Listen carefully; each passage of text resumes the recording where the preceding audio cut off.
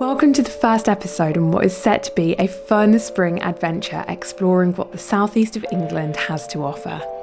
There'll be plenty of hiking, a bit of wildlife spotting, lots of old, grand and sometimes a bit unusual architecture to admire, and plenty of stories and history to go along with it. Today will be my first proper adventure outside of my local area after 4 months of government-imposed lockdown. I'll be exploring a snippet of the Kent countryside as I visit the ruined gardens of Scotney Castle and go for a short hike through its wider estate, learning about the history and the once booming hops industry.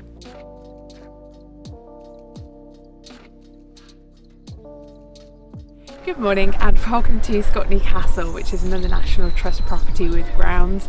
It is incredibly chilly at the moment. It is Easter Friday, and earlier on this week I think I've been lured into a false sense of security as the temperatures were really quite high. I don't feel like I've layered up enough, but we're still going to explore the grounds and the wider estate and see what Scotney Castle has to offer.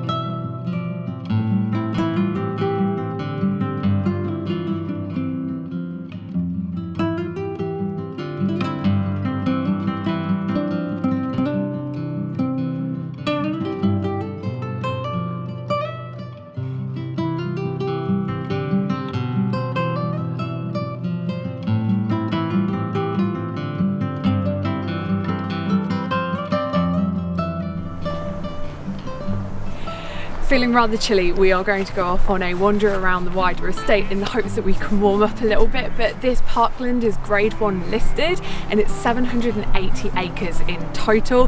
I'm not expecting that we're going to do the whole thing, but we'll at least go some way to get the blood pumping and hopefully warm up a little bit.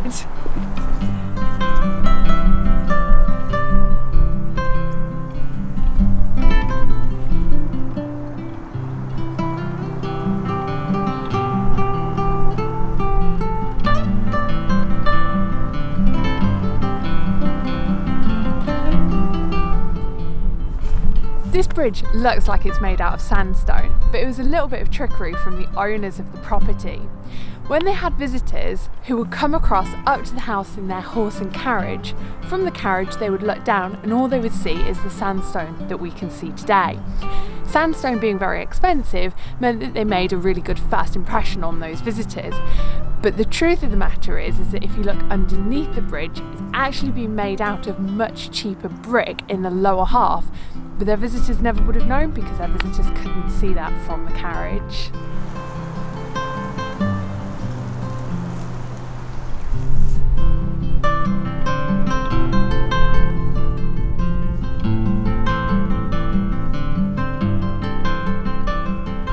Here on the estate there's supposed to be a really old pollarded tree called the Old Hornbeam. There aren't any signs, but if I had to put money on it, I reckon it's probably this tree behind us.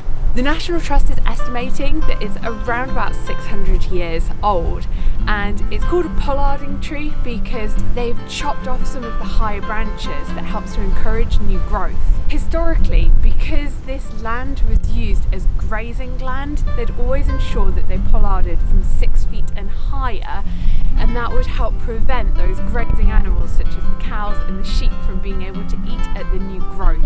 If pollarding is done well, it helps to keep the tree alive for much longer, and that might go some way to explain why a tree is able to still be alive today 600 years after it was first planted.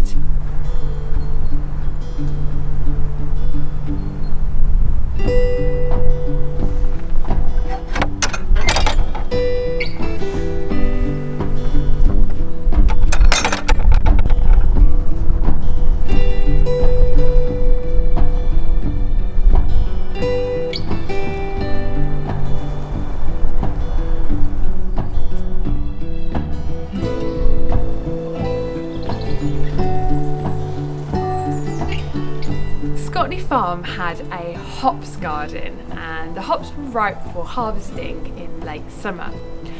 The problem being, there just wasn't enough people in the local community for the amount of manual work that needed to happen. The hops industry wasn't automated until the 1950s. Therefore, the farmers would look up to London and invite Londoners to come down and take in the harvest and work the fields. But of course, this was quite far away from London back in the days when they would need to take a train from a local train station, and then the farmers would have to come and collect them by horse and carriage and bring them to the farm. So these hops huts that you can see here were created where the London families would live in them for several weeks. Most of the people who came down from London came from East London, and you would find entire streets of families and communities would come to the same farms. They would take up the individual hops huts the way in which they would take up the terraced houses in the east of London. There was a really good community spirit. They tended to be some of the less well-off people in society, so it was the only holiday that they would get. Even though they were coming down here to work, they saw it as being quite nice because they could escape London's poor air quality and into the fresh air of the countryside. The evenings, once they'd finished working on the fields or in the gardens, were spent socialising, and they would have to cook outside here over open bonfires, and they were able to socialise.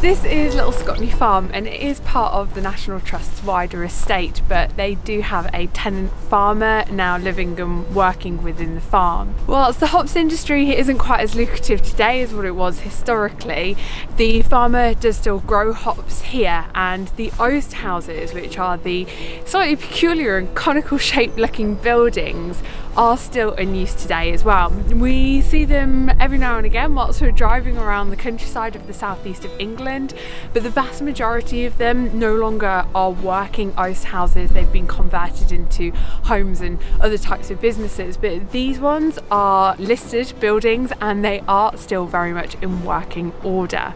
Once the hops have been picked, they're put inside of the oast houses and spread out across the floor. They then use either wood or charcoal to create a fire, which then helps to dry out the hops. With this whole area having been working woodland, it was probably the wood, or the wood that was then turned into charcoal, that was used within the oast houses.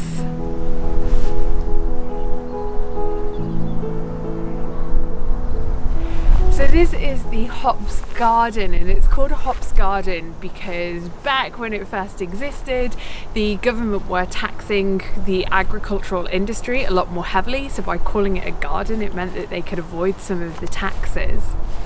In February, the strings that you can see are strung up, and then in early spring you end up with bines that grow upwards, and by the end of May the farmer will pick out the two strongest bines and will get rid of the other ones. Throughout the summer the hops plants then grow, and those bines should get to the very top of the poles, reaching up to where the threads are, and then it's early September when it's then harvested.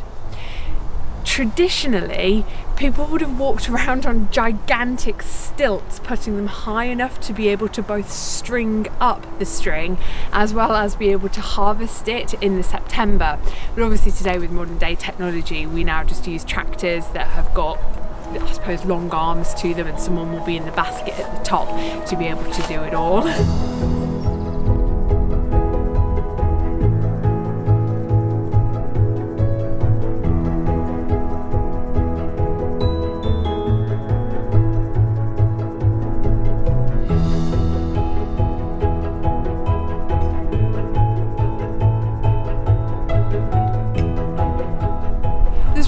A bomb crater on the Scotney estate, and I can only assume that it must be this somewhat hole in the ground behind me.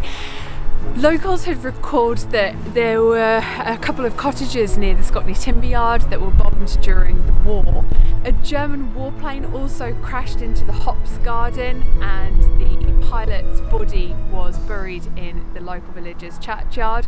Once the war had ended, his remains were then returned to his family.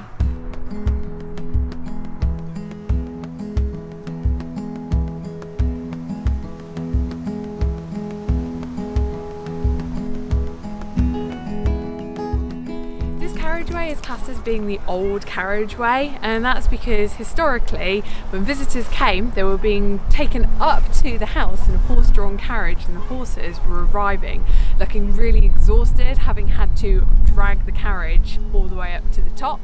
So they scrapped this entire road and created a new one that entered in the estate further up, and the horses would go downhill on the new carriageway, allowing them to arrive in a much better looking state.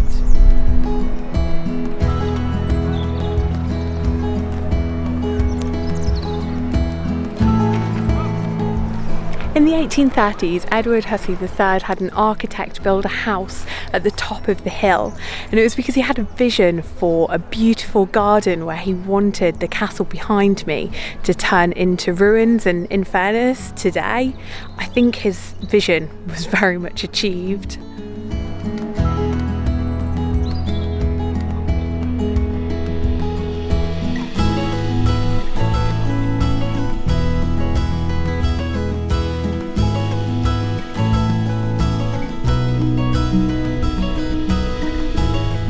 This ice house was built in 1841 and is now a Grade 2 listed building. Ice houses were really fashionable in the late 1900s, before the refrigerator had been invented. During the winter they would collect ice, so here at Scotney Castle it would have come from the moat. They would have stored it in here, and due to its excellent insulation, when it got really hot in the summer they could then go into the ice house and use the ice from it.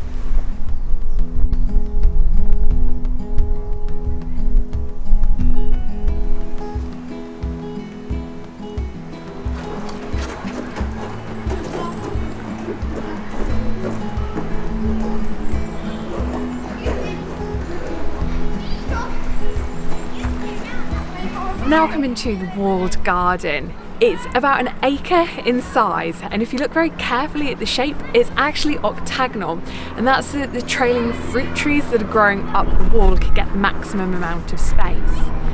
The family that lived in the house created this walled garden so that they could grow fruits and vegetables. They would have a daily supply. And a little bit like when we've been at previous National Trust properties, now that the National Trust own it, they are growing cut flowers so that they can cut those flowers and put them into the vases inside the house, obviously when the house is normally open.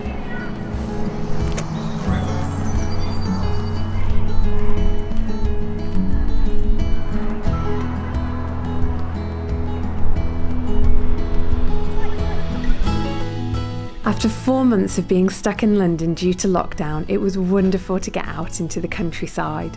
Given the circumstances that 2021 has brought about, I left the Scotney estate with a much deeper appreciation for why, in history, those East Londoners were so eager to live in poor standard hops huts for a few weeks of the year. Over the coming episodes, I'll be exploring more of the southeast of England's countryside and National Trust sites. I'll be going in search of deer. I'll undertake the first solo hike that I've done in years, and I'll visit the grounds of Chartwell, the home of Sir Winston Churchill. If you've not done so already, please consider subscribing to my channel so that you can join me in my South East England adventures.